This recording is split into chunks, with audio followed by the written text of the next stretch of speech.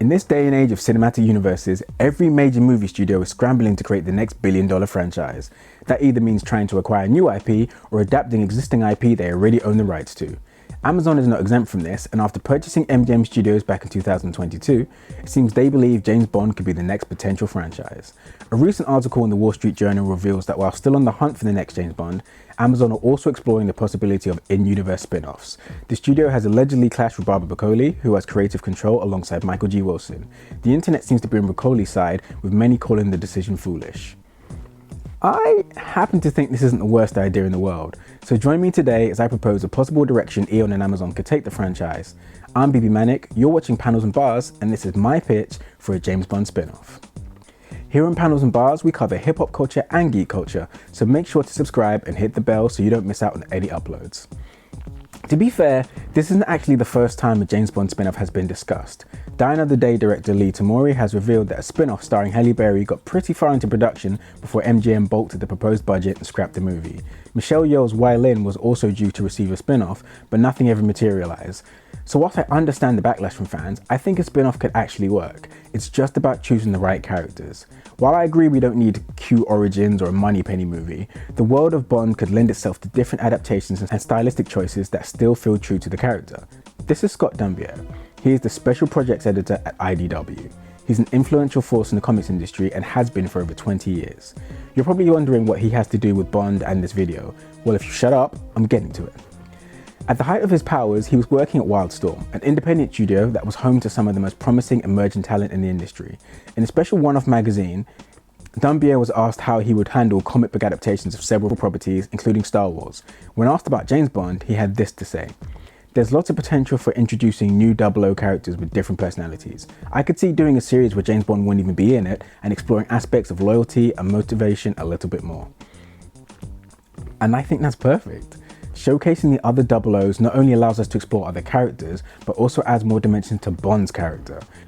The movies always give us the impression that Bond is a renegade and doesn't really behave like other agents. Well, following those agents could actually give us the context and confirmation that yes, Bond is something of an anomaly.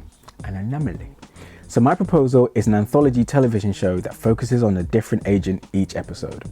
Across various forms of media, over 13 00 agents have been mentioned. I think 12 is a good number to work with. It means if Amazon wants to do that weird thing where they only release half the season at first, then they can drop 6 and then drop another 6. Rather than have episodes named, each episode will just be named after the agent involved. These descriptions are just going to be brief, but I do have much more detailed ideas, including ideas for villains, potential guest stars, and more. So if you'd like to see a more in-depth version, let me know in the comments and I'll do a separate video. Anyway, let's get to it. Agent 001, played by Ella Purnell. In her short but already impressive career, Purnell has shown that she's got all the facets necessary to portray someone who appears soft-spoken and mild-mannered, but in reality is a hardened unaliver. In this episode, we follow the agent as they achieve the second hit needed to become a 00, episode written by Phoebe Waller-Bridge.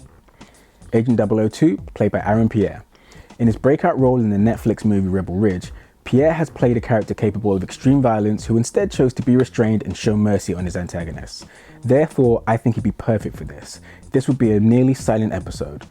002 has to retrieve a powerful weapon, and he does so using stealth to incapacitate enemies undetected. Agent 003, played by Emma Corrin. Corrin might be the most single versatile actor working today. Whether it's a multiverse destroying telepath or a mother skeptical of the supernatural, they give their all to every role and they fully embody the character. This 00 would take full advantage of being undercover and would go through a host of disguises to infiltrate an enemy lair. Agent 004, played by Cynthia Erivo. While a lot of people will know Erivo from the smash hit adaptation of Wicked, I still think her most impressive performance is in Steve McQueen's adaptation of Widows. She oozed charisma, was physically impressive, and convincing in the role of a hardened hustler. I think she could easily transfer those skills to 004, a 00 who tracks down and eliminates defectors. Agent 005, played by Henry Golding. If we didn't live in the insanely racist and depressing timeline that we do, Henry Golding would already be in contention for the role of Bond. He's good looking, he knows how to handle action sequences, and he's likable. In this one-take episode, directed by Gareth Evans, the agent begins the episode tied to a chair whilst our antagonist monologues and then leaves them in a room with a ticking time bomb. We watch in real time as he attempts to free himself and escape the building. Agent 006, played by Gemma Chan. This will be the only CGI episode, because why not? It'll be directed by Tim Miller and Chad Stahelski. The story takes place on a train where 006 must capture her target before he reaches his destination with an airborne virus that can end the lives of millions. 007. In the New Adventures of Batman, there was a fantastic episode entitled Legends of the Dark Knight, in which 3 kids each tell stories based on what they think Batman is like in real life. We're just gonna rip that off. So this would be 3 00 agents sat around a lunch table imagining what Bond is like based on rumors.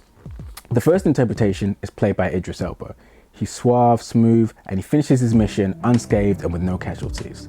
The second Bond is played by Tom Hardy. He's violent, destructive, and he ends his mission by unaliving his target, even though he doesn't have to. The third agent to make their guess hypothesizes that James Bond is just a code name and that 007 might not even be male. The third Bond would be played by Angelina Jolie. This is of course a play on the fact that Jolie was offered a role in Casino Royale but turned it down, stating that she didn't want to play a Bond girl and would rather play Bond. In her segment, she awakes to find she's been drugged and is on a plane. She subdues the henchman and manages to escape before the plane crashes. The talking segments would be directed by Tarantino, with the action segments directed by Robert Rodriguez. Agent 008, played by Tom Hiddleston. 008 is accompanying a hostage back to MI6 headquarters. After the hostage antagonizes him, 008 snaps and unalives the hostage, then covers it up. 009, played by Michaela Cole. In the first of 2 comedy episodes, Cole plays the agent that has to field test all the crazy gadgets we see Q showing off in the Bond movies. 0010, played by Matt Berry. This episode will be written by Donald Glover, and I don't even have an idea for this, but there's no way these 2 talents couldn't create something amazing if they collaborated. Agent 0011, played by Joseph Quinn. When we join him, he's been poisoned and he doesn't have long to live. We follow him as he races to hand over the mission to the next 00 before it's too late. Agent 0012, played by Kadar William Sterling.